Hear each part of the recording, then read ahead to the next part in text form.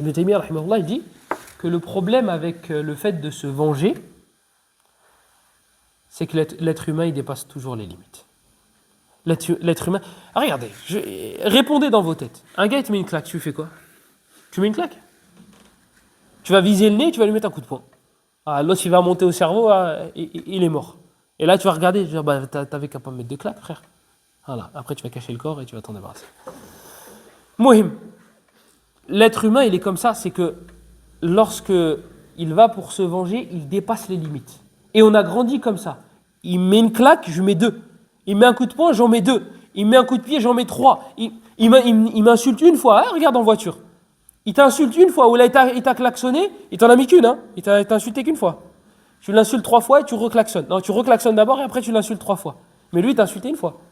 Donc en fait, le problème avec l'être humain, c'est qu'à chaque fois, il dépasse les limites. Donc si tu ouvres la porte à la vengeance, tu risques de devenir al-zalim, plus le mazloum. Et donc le zalim, il va passer mazloum, et le mazloum, il va passer zalim.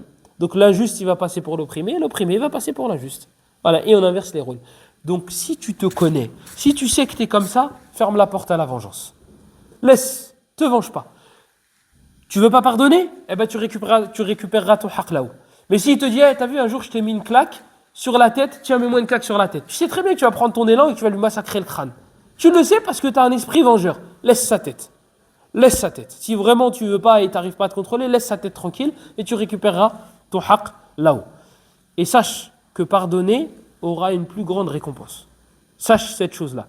Mais par expérience, en général, lorsque tu es jeune, lorsqu'on est jeune, on a une harara, on a une hamasa, on a une chaleur à l'intérieur, un feu ardent qui fait qu'on veut se venger.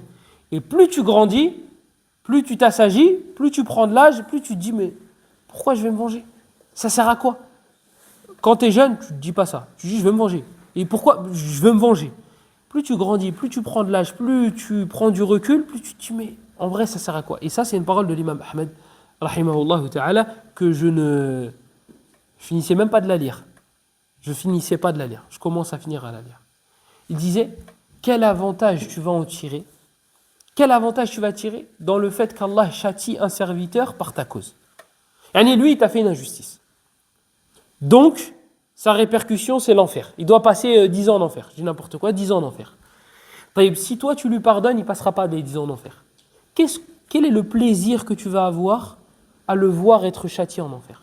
Quel plaisir tu vas prendre? Voilà. Plus tu vas grandir, si tu te dis oh non, moi je veux le voir quand même en enfer, plus tu... Après, ça dépend de la justice.